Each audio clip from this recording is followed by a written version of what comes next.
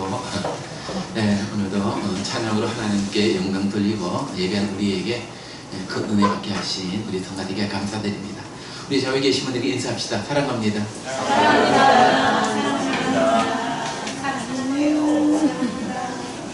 한번 더 하겠습니다. 물에 빠지지 말고 물 위를 걸어갑시다. 물에 빠지지 말고 물 위를 걸어갑시다. 또 우리와 함께 예배하실 분들이 있으시죠? 그분들에게 오셨어요. 인사하세요. 잘 오셨습니다. 사랑하고 잘 숨기겠습니다. 5장 25절과 26절은 지난 주일 본문입니다. 그런데 오늘 설교 본문에 다시 포함을 시켰습니다.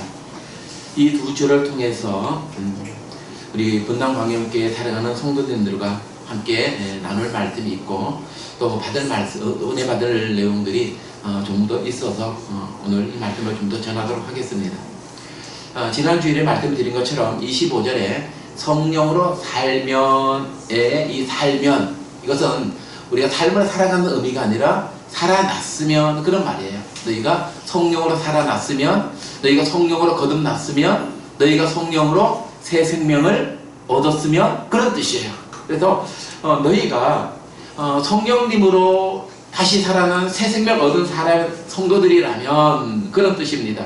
그럼 우리가 어떻게 해야 된다고요? 성령으로 행해야 된다. 그 성령님으로 살아나는 삶이 아니라 사는 삶. 야, 성령님에 내가 살아났어요? 그럼 이제부터 살아가는 그 삶은 나를 살리신 성령님을 따라, 성령님의 명령을 따라 그 삶을 살아가야 된다는 겁니다. 우리가 훌륭한 스승님을 만났습니다. 그래서 그 스승님의 가르침을 받아서 자신의 인생에 크고 놀라운 그런 변화가 일어났습니다. 이때 우리는 선생님의 가르침으로 제가 새 사람이 되었습니다. 제 삶이 변화되었습니다. 제 인생이 변화되었습니다. 자, 이게 무슨 말입니까? 새 사람이 되었다. 그리고 새 사람이 되었다고 하는 것은 우리 내면으로부터 행동까지 다 포함하는 거예요. 자, 우리 내면적으로 보게 되면 부정적인 생각이 이제 긍정적인 생각으로 바꾸고요. 목적이 없는 그런 인생이 목적이 있는 인생으로 바뀌게 되고요. 그리고 탐욕스럽고 부정했던 그 인격이 순결하고 깨끗한 인격으로 바뀌게 되고요. 화랑방탕하던 삶이 질서 있는 삶, 깨끗한 삶으로 변화되고요. 그냥 의미 없이 하루하루 지내던 인생이 목적이 생겨졌으니 의미 없는 하루가 아니라 목적이 있는 인생을 살아가면서 보람 있는 삶을 살아가는 그런 삶으로 변화되는 것. 예. 그래서 자신의 생각, 인격, 목적, 가치관, 삶의 태도, 또 실제적인 삶, 그 삶의 전 영역, 그러니까 우리 인격의 전 영역과 내 삶의 전 영역에 변화가 일어나는 거예요. 그걸 가르쳐 우리는 새 사람이 되었다라고 얘기하는 겁니다. 그래서 선생님, 제가 선생님을 만난 것이 얼마나 큰 복인지죠. 제가 선생님의 가르침을 받을 수 있었던 것이 얼마나 큰 복인지 모르겠습니다. 제가 선생님을 만나서 선생님으로부터 이런 가르침을 받아서 제가 새 사람이 되었습니다. 제 인격, 제 마음이 새 사람이 되었고 제 삶이 새 사람이 되었고, 근데 너무 감사합니다. 너무 감사합니다. 그렇다면 이 모든 것은 바로 선생님의 가르침의 영향이고 또 선생님의 가르침을 따라 변화된 삶을 산 결과입니다. 그런데 그 선생님께요, 선생님, 제가 선생님의 가르침 때문에 제가 새 사람이 되었습니다. 이렇게 말은 했어요. 이렇게 선생님 앞에 이렇게 고백을 했습니다. 그런데 변화된 것이 아무것도 없어요. 새 사람이 되었다고 하는데 생각하는 것이나 행동하는 것이나 말하는 것이나 마음 쓰는 것이나 이전과 달라질 것이 없이 똑같아요. 여러분, 그럼 이게 새 사람이 된 거예요? 안 된 거예요? 아니 그러면서 선생님 앞에 가서 선생님의 가르침, 고명하신 가르침 때문에 제가 새 사람이 되었습니다. 어떻게 그렇게 말할 수 있겠어요? 물론 이 새 사람 되는 것이 뭐 한순간에 이렇게 되는 것이 아니라 어떤 긴 과정이 필요하기 때문에 순간적으로 안 될 수도 있어요. 그래도 뭔가 그 안에 변화가 없을 수는 없어요. 마음의 각오가 새로워지고 삶의 태도가 새로워지고 늘 부정적으로 보던 생각이 긍정적인 생각으로 바뀌어지고 뭐 그런 변화가 일어나잖아요. 일어나면서 그런 아주 내적인 변화뿐만 아니라 그 내적인 변화는 삶의 변화까지 가동이 되어 있단 말이에요.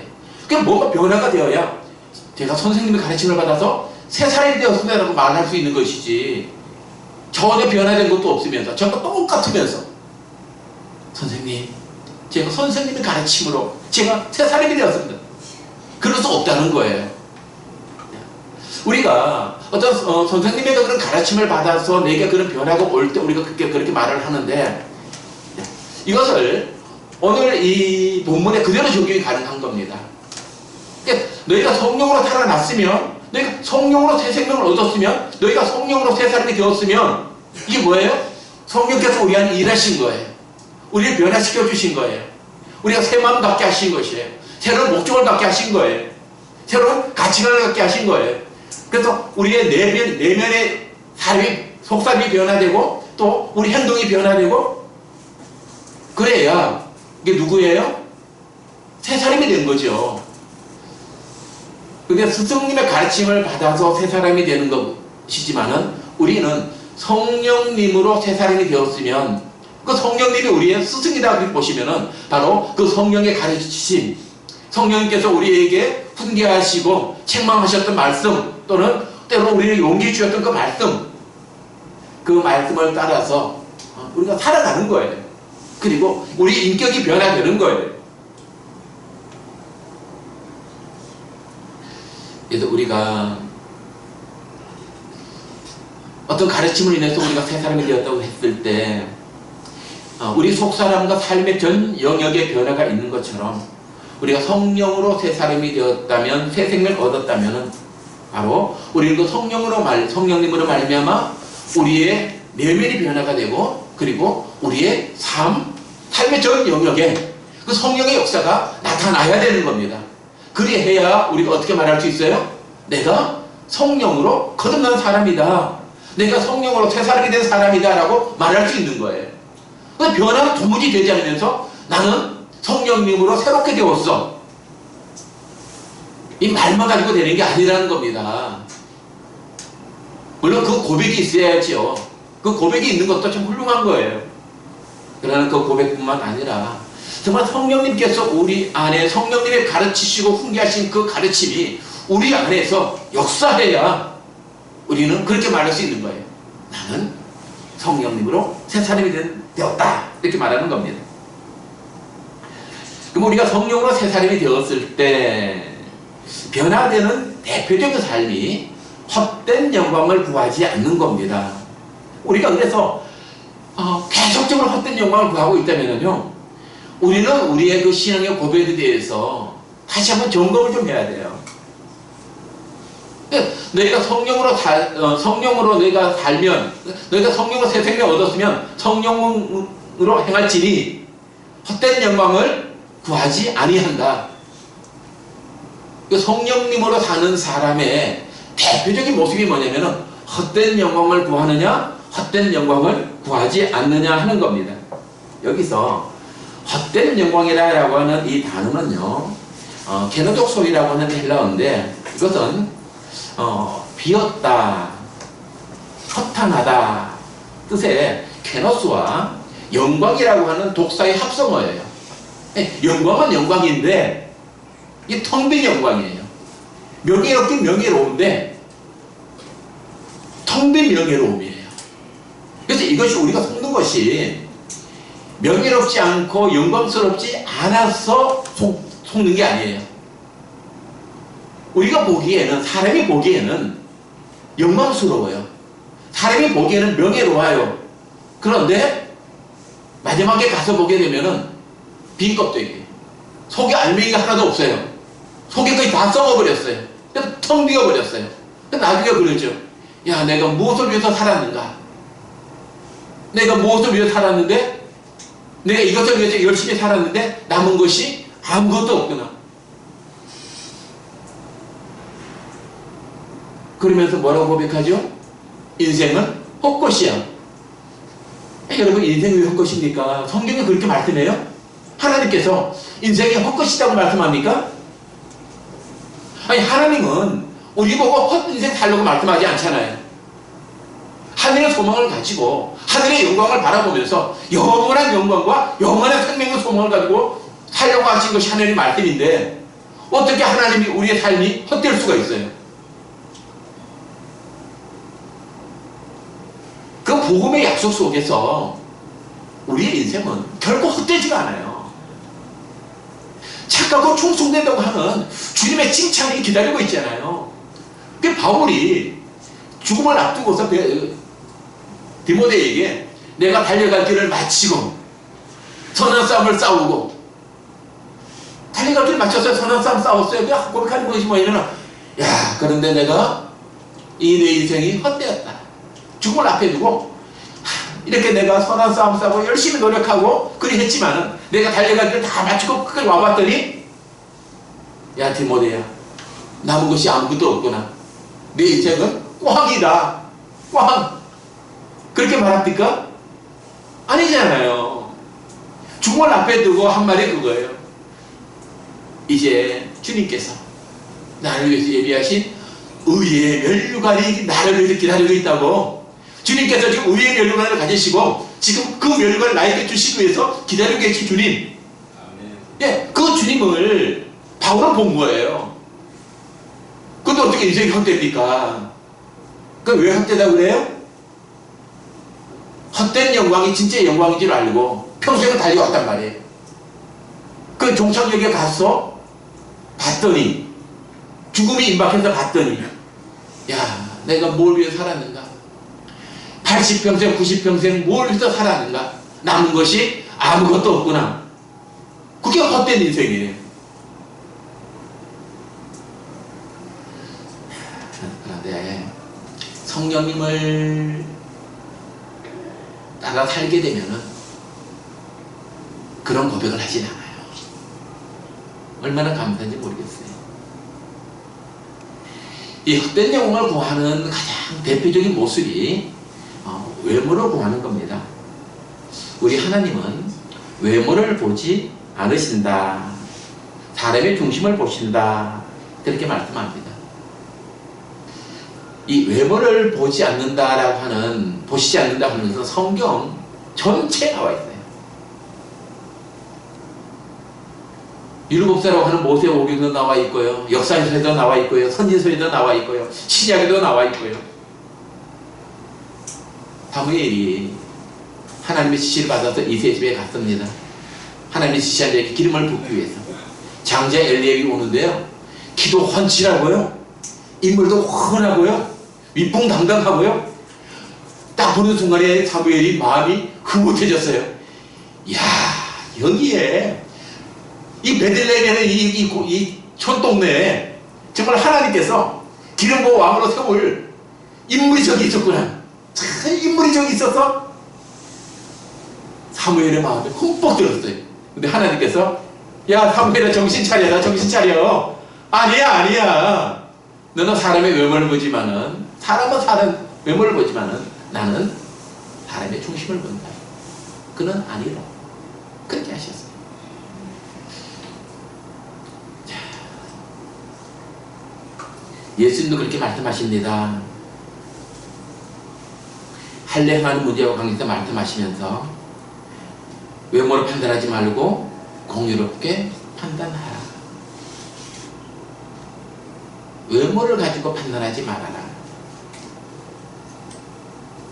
외모는 거짓이 많이 담겨 있어요. 진실이 아닐 때가 많아요.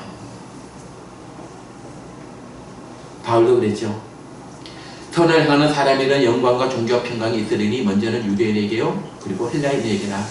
이는 하나님께서 외모로 사람을 취하지 아니하심이라. 베드로도 그랬습니다. 외모로 보지 않고 각 사람의 행위대로 판단하시는 이를 너희가 아버지라 부른즉, 이렇게 말하면서 오직 마음에 숨은 사람을 온유하고 안정된 심령에 썩지 아니할 것으로 하라. 이는 하나님 앞에 값진 것이니라. 그 앞에 나오는 말씀이 뭐냐면은 너희의 단장은 머리를 꾸미고 금을 차고 아름다운 옷을 입는 외모로 하지 말고, 야, 우리는 어떻게 단장해요? 머리를 꾸미고, 그 다음에 금을 차고, 뭐 금목걸이도 할 수도 있고, 뭐 금팔찌를 하고, 금을 차고, 그 다음에 아름다운 옷을 입고. 예수님 때나 지금이나 달라요? 같아요? 같지요? 머리 단장하는 것, 머리 꾸미는 것, 금을 차는 것, 아름다운 옷을 입는 것, 여러분, 이게 필요 없다는 게 아니에요. 근데 그것은 진정한 아름다움은 될 수 없다는 겁니다. 그래서 우리가 마음을 가져야 할 것은 오직 마음에 숨은 사람, 그 사람을 단장하라는 거예요. 그 사람을 이쁘게 꾸미라는 거예요. 근데 마음속에 숨은 사람이라니요, 바로 우리의 속사람입니다. 그래서 썩지 않는 온유와 정숙한 마음으로 속사람을 단장하도록 하십시오. 이렇게 세 번역은 이렇게 번역을 했어요. 썩지 아니하는, 썩지 않는다고 하는 것은 영원하다는 것이지 않습니까? 그러니까 온유하고, 그리고 정숙한 마음으로 속사람을 단장하라고, 꾸미라고. 그래서 외모로 취하지 않는 것, 이 복음입니다. 복음은 모든 사람을 똑같이 봐요. 황혼양상이라고 해가지고 점수를 더 주는 것도 아니고요. 사회적으로 비춰나가고 해가지고 감점을 주는 것도 아니고요. 모든 사람이 복음 앞에서는 똑같이 섭니다. 복음은 차별하지 않아요.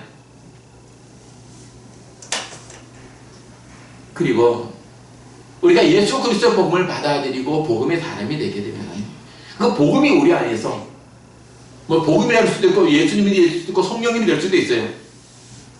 이 복음은 우리 안에서 어떻게 역사하냐면은 우리 자신을 다른 사람과 비교하지를 않아요. 복음 앞에서 모든 사람이 똑같은데 비교할 때 뭐가 있겠어요? 그래서 비교를 하지 않습니다. 근데 여러분, 비교를 하게 되면은 두 가지 현상이 나타나요. 첫째는 우울한 감정이 나타나거나 아니면은 열등감이 일어나거나. 비교를 하게 되면 반드시 이 두 가지 결과가 나옵니다. 우울의식과 열등의식. 그래서 우울감을 갖게 되면은 나와 비교한 대상을 나보다 열등한 존재, 나보다 못한 사람, 그래서 교만과 자만에 빠집니다. 열등감은요, 자기 경매에 빠지죠. 그래서 열등감에 빠지면은 책임을 회피합니다. 그건 내 탓이 아니라고.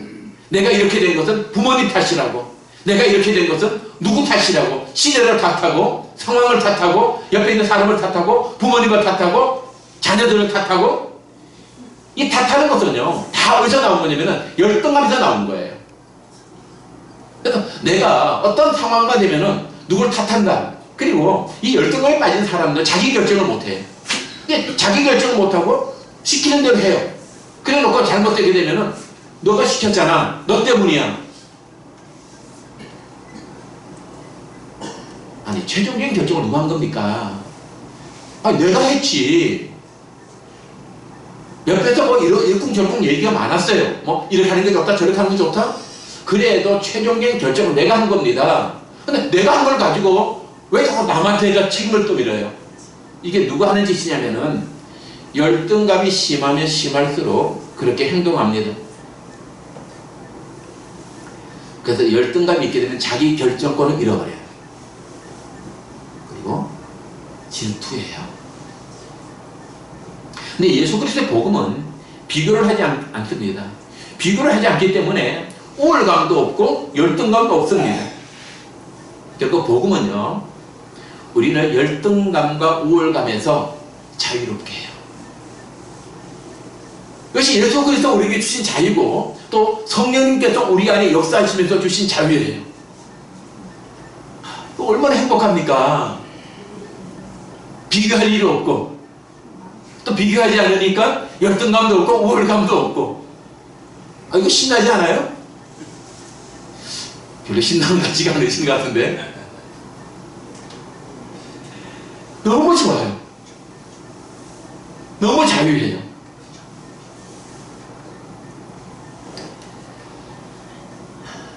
근데 반대로 헛된 영광을 구하면은 부정적인 영향 두 가지가 나타납니다. 첫째는 서로 노엽게 합니다.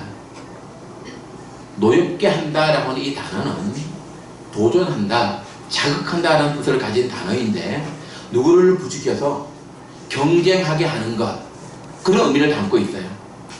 자꾸 누구를 자극을 줘가지고서 경쟁하게 만드는 것. 이것은 주로 누가 하게 되냐면은 우월감을 가진 사람이 자신보다 못하다고 하는 사람을 자극하는 방법이에요. 너는 어찌 그 모양이야? 똑같은 밥 먹고 너는 키가 그만하냐? 똑같은 부모 밑에서 자랐는데 너는 어찌 그러느냐? 뭐 이런 식으로. 누가 그래요? 열등감에 빠진 사람이 아니라 우월감에 빠진 사람이 자꾸 자극을 줘서, 그럼 자극받는 사람이 어떻게 돼요? 화가 나죠. 노여움이 일어나요. 둘째는 투기하게 되는데, 투기는 누가 합니까? 우월감에 빠진 사람이 투기합니까? 아니면 열등감에 빠진 사람이 투기합니까? 열등감에 빠진 사람이 투기하는 거예요. 그래서 이 마음을 가지게 되면은 자신이 못나 보이고 수치스럽고 부끄럽고, 이 모든 것은 다 헛된 영광을 구할 때 나타나는 결과입니다. 전에 어떤 분이 그런 말을 해요. 부러워하면 지는 것이다. 혹시 여러분들도 그런 말 하세요? 부러워하면 지는 것이다.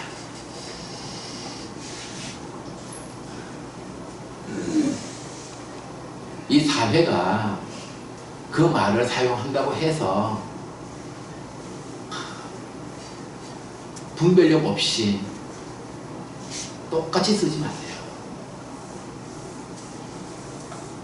부러워하면 진다라고 하는 이 말은 열등감에서 나온 말이에요. 비교에서 나온 말이에요.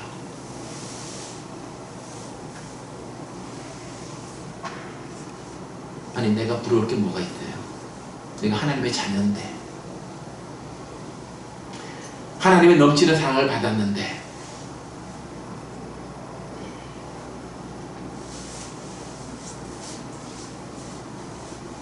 그래서 사람들이 그렇게 말할 수 있어요.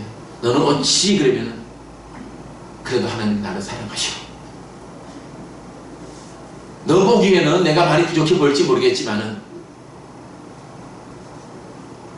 천지의 주인이신 하나님께서 내 아버지시고 그분이 나를 얼마나 사랑하는데, 너 나 무시하게 되면 우리 아버지가 너한테 화낸다?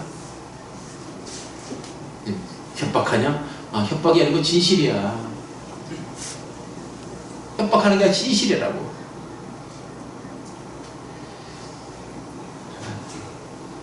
그래서 우리가 노엽게 하는 것이라든지 투기하는 것이라든지, 다 이것은 성령을 따라 행하는 것이 아니라, 성령으로 새롭게 된 새 사람이 사는 삶이 아니라 옛사람의 모습이에요. 헛된 영광을 구할 때 나타나는 모습이에요. 그래서 먼저 복음은 비교하지 않습니다. 그래서 복음 앞에서는 열등감도 없고 그리고 우월감도 없습니다. 그리고 복음은요, 예수 그리스도의 은혜 안에서 우리의 새로운 자아상을 갖게 만들어요. 먼저 복음은 우리를 담대하게 만듭니다. 동시에 복음은 우리를 겸손하게 만들어요. 성령님은 우리 안에서 우리를 담대하게 만들어요. 내가 가진 것 없어도 주눅들지 않아요. 내가 좀 부족해도 뒤집지 않아요. 여러분, 성실하지 못해서 가난한 것과 또 어떤 도박을 해가지고 재산을 탕진한 것. 성실하지 못해서 가난해졌어요? 도박에 빠져서 가난해졌어요? 여기서 중요한 건 가난해진 것이 문제가 아니라 성실하지 못한 것이 문제고 도박에 빠진 게 문제예요. 그럼 성령이 뭘 고쳐주셔요? 우리 안에서. 우리 안에 변화를 가져다 주시잖아요. 어떤 변화를 가져다 주십니까? 우리를 성실하게 만들어 주시고 도박을 하지 않도록, 악에 빠지지 않도록 우리를 보호해 주시고 우리를 거기서 건져 주시는 분이에요. 이렇게 우리가 복음에서 건짐을 받게 되면은 담대합니다. 두려움이 없어요. 자신감이 가득해요. 거칠 것이 없어요. 어디 가서도 주눅이 들지 않아요. 그러나 그것이 교만한 건 아닙니다. 담대하지만은 너무 겸손해요. 누구처럼요? 예수님처럼. 예수님이 언제 겁먹은 거 보셨어요? 겁먹고 도망가는 예수님 보셨습니까? 예수님은 너무 담대하셨어요. 담대하셨지만 그것이 교만한 것이 아니라 예수님은 너무 겸손하셨어요. 이것이 복음입니다. 이것이 성령으로 새롭게 된 새 사람의 모습이에요.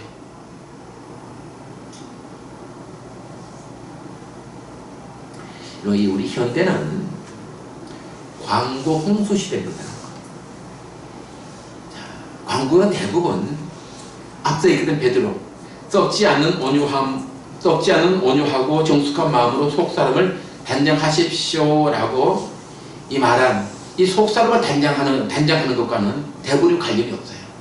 광고는 속사람을 새롭게 하고 속사람을 온유함과 겸손함으로 정숙한 것을 단장하는 것, 이것과 저 대부분 정도 아니라 다 관심이 없습니다. 광고는 어디에 초점을 맞추죠? 다 외모에다 초점을 맞춥니다. 외모. 1,2잔호프 수술이라고 하는 것이 있어요. 1,2잔호프는 사람 이름입니다. 러시아 사람인데 이 사람이 자신이 개발한 외부에서 이게 다리를 고정하는 장치가 있어요. 이 장치를 가지고 뼈를 자라게 하는 겁니다. 뼈가 자라면 뭐가 자라죠? 기가 자라죠. 그래서 한때 이것이 기 자라는 방법으로 광고가 되기도 했어요. 그러니까 뼈를 자르잖아요. 생뼈를 잘라요. 그리고 밖에다가 기구를 양식해서 조금 이렇게 떼놓습니다. 조금 한 1mm 정도. 조금 떼놓게 되면은 이것이 하루 정도가 되면은 뼈 사이에서 액이 나와가지고 뼈가 생성이 된대요. 그 한 이틀 쭉 지났다가 또 한 1mm 정도 늘리고 또 1mm 정도 늘리고 계속 하게 되면 한 달이면은 한 1cm 정도를 늘릴 수가 있대요. 이것을 어디다 써먹었냐면은 자녀들 키 키우는데, 세상의 의술을 그렇게 사용하는 것이 사람의 외모 지상주의이고 인간의 욕망이에요. 물론 이 수술이 필요할 때가 있어요. 다리가 좀 이상하거나, 어떤 사람들은 오른쪽 다리와 왼쪽 다리가 길이가 다른 경우가 있어요. 그럼 이것이 골반이라든지 허리 디스크라든지 다 영향을 주기 때문에 그런 사람들은 짧은 다리 쪽에다가 신발을 두껍게 신든지요. 근데 그 신발을 특수 제작해야 되잖아요. 그래서 이제 이런 방법을 써서 뼈를 좀 늘리는 그런 방법은 있습니다. 그런데 그게 아니라 단순히 자녀들 키를 크게 하기 위해서. 요즘은 이제 이 얘기가 쑥 들어갔어요. 그런가 하면요, 숨은 키를 찾아드립니다 라고는 병원 광고가 있어요. 숨은 키를 찾아드립니다. 더 클 수 있는데 관리를 잘못해서 키가 덜 큰다는 거예요. 그래서 그 숨은 키, 정상적으로 하게 되면 클 수 있는 그 키를 찾아드리겠다는 거예요. 다 이게 어디서 온 겁니까? 속사람을 새롭게 하는 거예요? 속살만 단장하는 거예요? 다 외모와 관계됩니다. 외모. 그리고 우리 연예인들,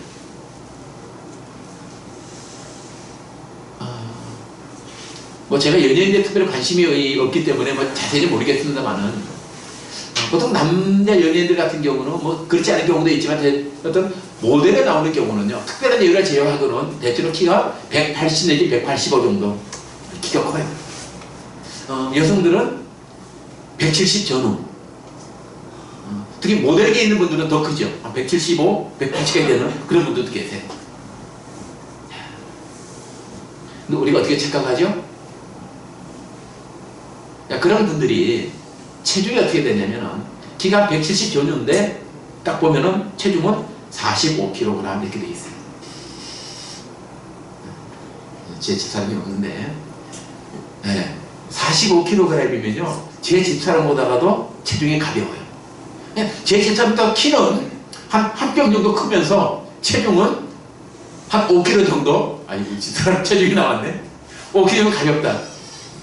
그러니까 우리가 실물을 딱 놓고 보게 되면요, 한마디로 말하면 뭐예요? 삐쩍 말랐어요. 그런데 이것이 미의 기준이 됩니다. 그래서 저마다 그렇게 되겠다고.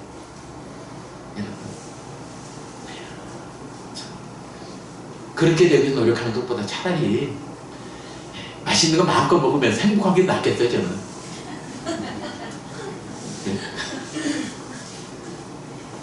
근데 이런 광고들이, 그런 연예인들을 모델로 쓴 광고들이 우리 주변에 넘쳐나요. 우리만 뒤덮고 있어요. 이게 다 뭐죠? 속사람을 단정하는 겁니까? 다 외모 지상주의 아닙니까? 외모를 추정하는 거지 않습니까? 그것이 성령의 일과 무슨 관계가 있어요? 우리 속사람을 새롭게 하는 것과 무슨 관계가 있냐고요. 그런 홍수 속에서도, 그런 광고 홍수 속에서도 좀 우리가 좀 담대해야 돼요. 믿음의 정체성을 좀 지켜야 돼요. 근데 미혹되지 않고. 그래서 성령의 사람은 어떻게 하냐면은, 바울이 6장 2절에서 그렇게 말합니다. 너희가 서로 짐을 지라. 너희가 서로 짐을 져야 되는 것은요, 1절부터 보게 되면 형제들아, 사람이 만일 무슨 범죄한 일이 드러나거든 신령한 너희는 온유한 심령으로 그러한 자를 바로 잡고. 자, 무슨 범죄한 일이 드러나요. 그때 우리가 제일 하기 쉬운 게 뭐죠? 우울감을 느끼는 거잖아요. 야, 너는 그것밖에 안 되냐? 뭐 믿음 좋다고 한다더니, 믿음 좋은 것처럼 보이더니 별것 아니네. 믿음이 그거밖에 안 돼? 그게 뭡니까? 이제 우월감을 갖는 것이죠. 그건 헛된 영광이에요. 성령이 주신 마음이 아니에요. 그럼 그때는 어떻게 하느냐? 성령의 사람은 어떻게 하느냐? 신령한 너희는 온유한 심령으로 그러한 자를 바로 잡고. 바로 잡는데 어떤 마음이에요? 신령한 너희는, 신령하다는 것은 성령의 사람이라는 거예요. 성령의 사람인 너희는 온유한 마음으로, 온유한 마음과 온유한 말과 부드러운 말과 부드러운 태도로 그런 자들을 방치하지 말고 바로 잡아라. 바로 잡긴 잡는데 우월감이 자수하는 것이 아니라 성령의 인도하심을 따라서 온유한 마음으로 그렇게 하라는 겁니다. 여기에는 내가 그보다 낫다고 하는 그런 교만한 마음, 그런 마음은 전혀 없어요. 그러면서 너희는 짐을 서로 지라 이렇게 말하죠. 짐을 서로 지라. 믿음이 연약한 자가 그리했다면은 온유한 심령을 가지고 그걸 바로 잡으면서 그가 질 짐이 있으면 좀 저주라는 거예요.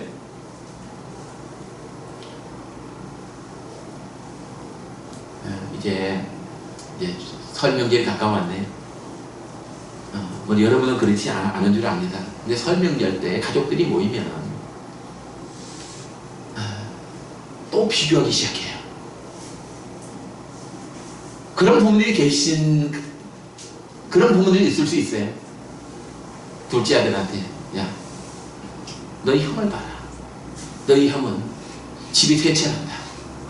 그래, 너는 언제까지 전세 살고 있을래?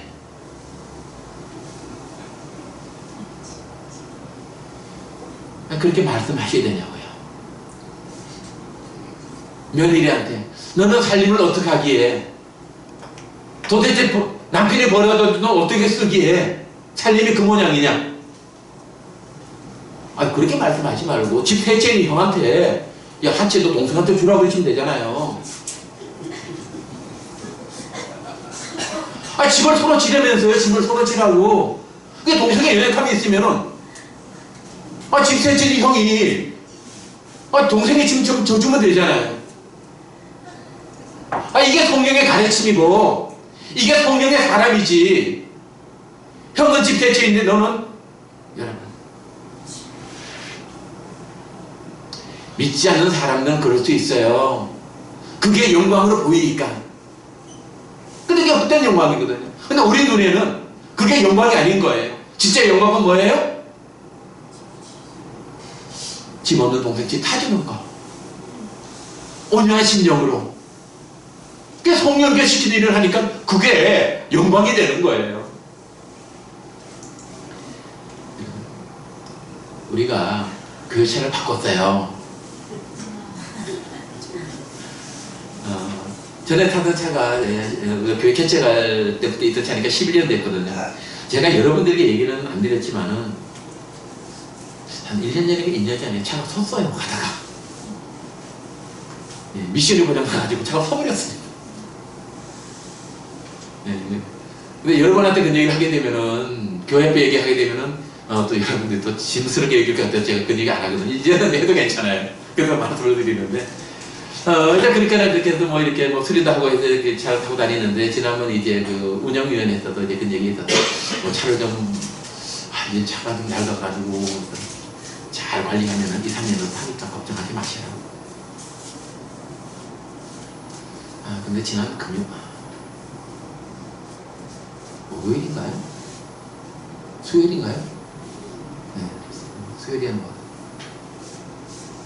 수요일인지 화요일인지도 모르겠네. 제가 기억이 이러네요. 조현상 목사님 전화가 하셨어요. 전화하셔가지고 차가 어때요? 라고 물어보시더라고요. 뭐 한 11년 됐는데 이제 뭐 낡아가지고서 그렇습니다. 그랬더니 그러면 교회에 서울광역교회죠. 이제 5년 됐고 한 10만 킬로 조인했는데 우리는 11년에 이제 22만 킬로 조인했거든요. 어떻게 그 차 드리면은 받으실래요? 그러더라고요. 그럼요. 당장 주십시오. 그러니까 새 차도 아니고 이게 중고차를 빌리니까 미안해서 그래도. 목사님 그런 말씀 하세요. 5년 됐으면 그 새 차입니다. 그래서 받아봤어요.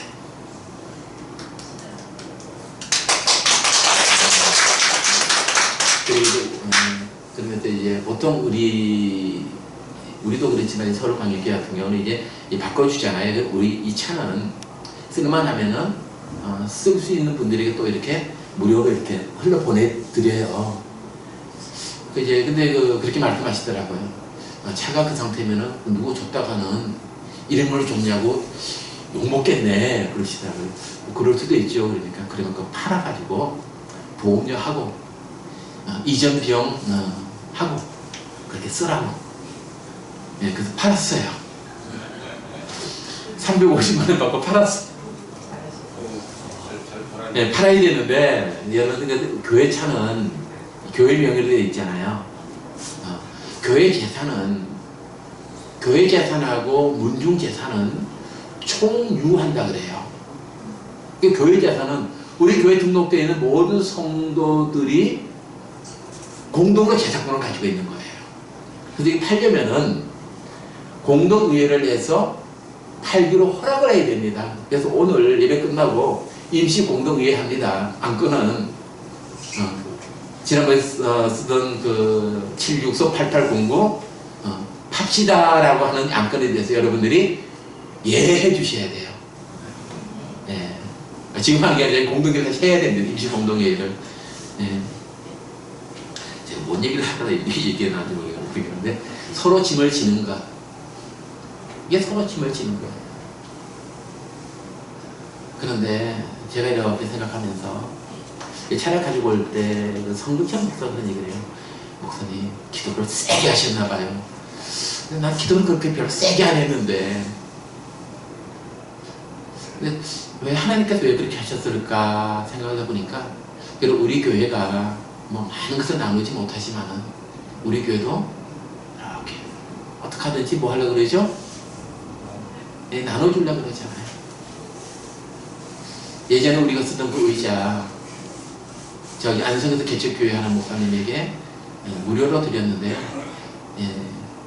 그 중고시장에는 하나에 10,000원씩 판다고 올려놨어요. 근데 그분이 10,000원씩 살려고 돈을 가지고 오셨어요. 다 차에다 싣고 이 돈을 주시더라고요. 받았어요. 받아가지고 제가 이 탕크 받았습니다.